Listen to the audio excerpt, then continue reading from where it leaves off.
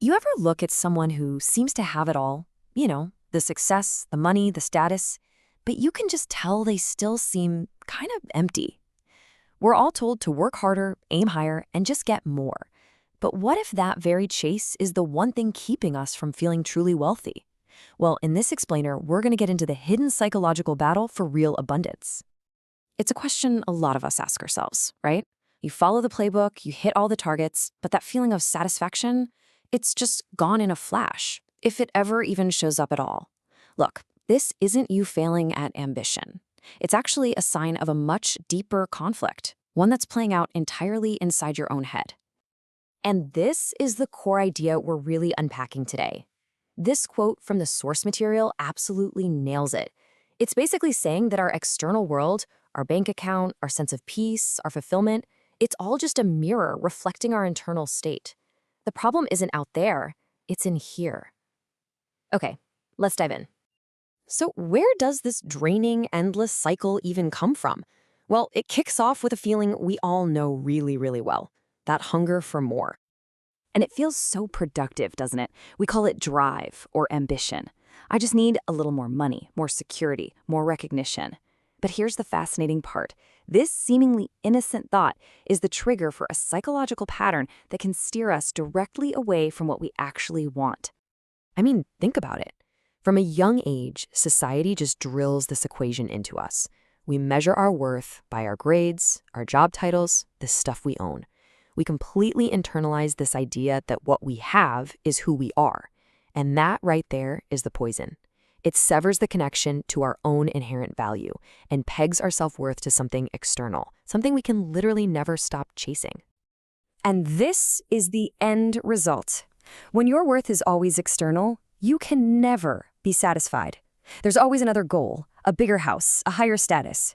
Your mind becomes this starving ghost, just consuming everything but feeling nothing, because it's being fed all the wrong things.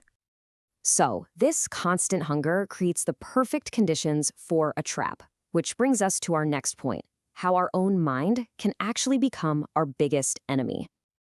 Now, what's so powerful about this idea is how it completely reframes scarcity. We tend to think of scarcity as not having enough stuff, money, opportunities, whatever. But psychologically, it's a mindset. It's a fundamental lack of trust in yourself, trust in the process. It's that core belief that life is a zero-sum game, and you'd better fight tooth and nail for your slice. So here's the kicker. That mindset becomes a self-fulfilling prophecy when you're constantly operating from a place of fear of loss, fear of not having enough. Your subconscious gets that signal loud and clear. It then acts like a filter for your reality, highlighting and even attracting experiences that confirm your fear. You're so worried about instability, you end up creating it. Now, this leads us to one of the most fascinating and frankly counterintuitive ideas in this entire process, a phenomenon called psychological reversal. Okay, this concept right here is a total game changer. Consciously, you're thinking, I want wealth, I want success. But if your subconscious is just humming with fear, lack, and anxiety, you've basically got a civil war on your hands. And your subconscious, which holds most of the power, interprets your desperate chasing as proof that you don't have. It feels the lack, so it creates more lack, literally repelling the very thing you're running towards. And this just breaks it down perfectly. You've got your conscious desires on one side, everything you tell yourself you want. But then on the other side, you've got the subconscious reality, the emotions you're actually feeling deep down. And as long as those two are at war, you're just going to feel stuck. You'll hit roadblocks and frustrations, not because the world is against you, but because you are literally fighting yourself. So what happens if you actually manage to succeed through sheer force of will, despite this whole internal war? Well, that brings us to the climax of this psychological journey, the collapse. These are the warning signs. And be honest for a second, do any of them feel a little familiar? This isn't just modern life stress. No, these are symptoms of a profound psychological disconnection. It's your inner self screaming that you're on the wrong track, that the success you've built isn't actually feeding your soul. You're simply running on empty. And this is the hollow victory. You get the promotion, you buy the house, you achieve the status, and you feel nothing. The silence inside is just deafening. You climbed the entire mountain just to find out it was hollow. It's the tragic end of a life built on external validation and that constant hunger for more. But here's the powerful truth. That collapse, it isn't the end. It's actually the beginning. It's the turning point. It's the moment you finally get to stop, look inward, and start the real work of rewriting your inner code. So, the crucial point here is a fundamental shift in your energy. The old way is all about forcing, chasing, demanding things from the world. The new way, it's about listening. Listening to yourself, to your intuition. It's about shifting from that state of desperate pursuit to a state of receptive allowing. And this is basically the roadmap. It's simple, but that doesn't mean it's easy. First, you stop forcing outcomes. You start allowing them to unfold. Second, you stop chasing external validation. You start aligning your actions with what actually brings you peace. And third, this is the big one.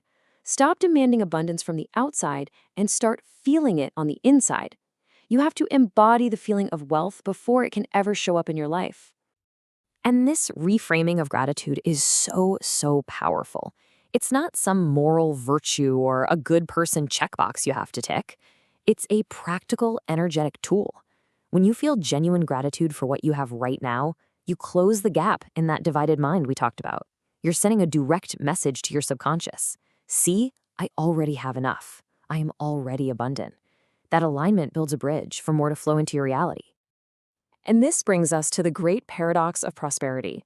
When you no longer need external things to feel worthy, peaceful, and whole, when you learn to generate that feeling from within, the outside world literally starts to rearrange itself to match your inner state.